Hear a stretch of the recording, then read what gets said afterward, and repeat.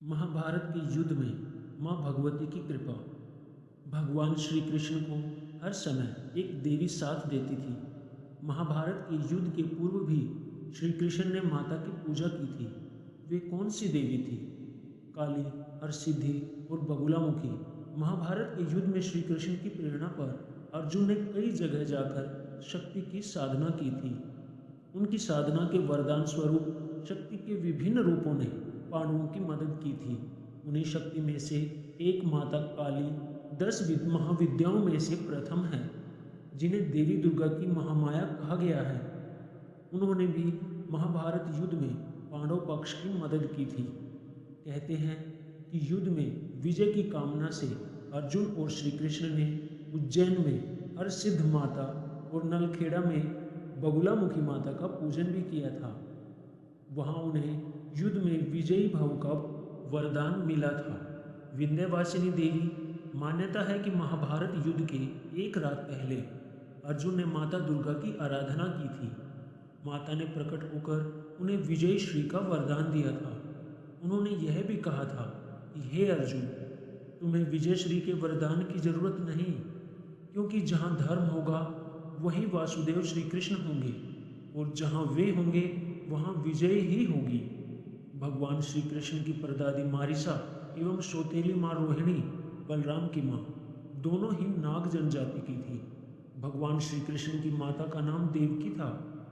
भगवान श्री कृष्ण से जेल में बदली गई यशोदा पुत्री का नाम एकानंसा था, जो आज विंध्यवासिनी देवी के नाम से पूजी जाती है। श्रीमद् भागवत में नंदजा देवी कहा गया है, इसलिए उनका अन्य नाम कृष्णानुजा है।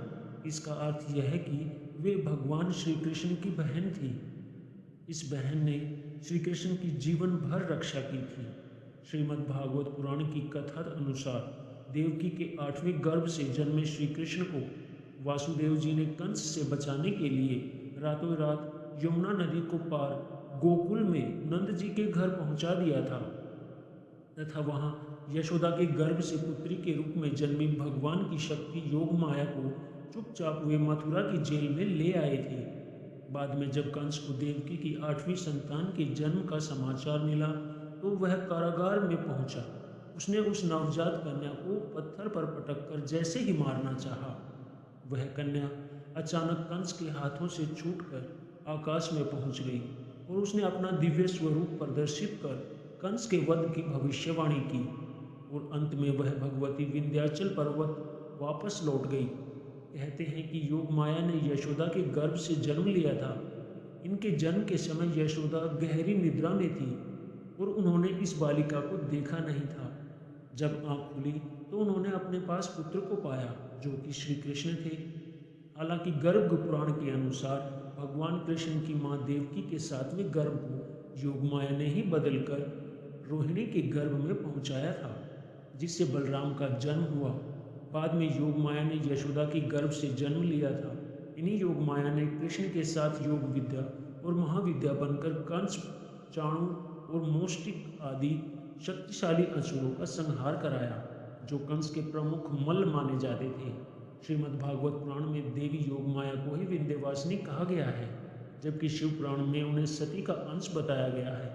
भारत में विंध्यवासिनी देवी का चमत्कारिक मंदिर विंध्याचल पहाड़ी श्रृंखला के मध्य मिर्जापुर उत्तर प्रदेश पतित पावनी गंगा के कंठ पर बसा हुआ है।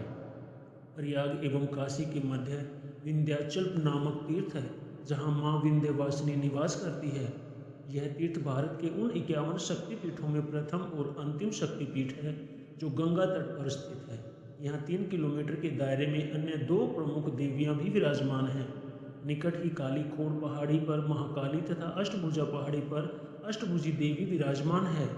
हालांकि कुछ विद्वान इस 51 शक्तिपीठों में शामिल नहीं करते हैं, लेकिन 108 शक्तिपीठों में जरूर इनका नाम मिलता है।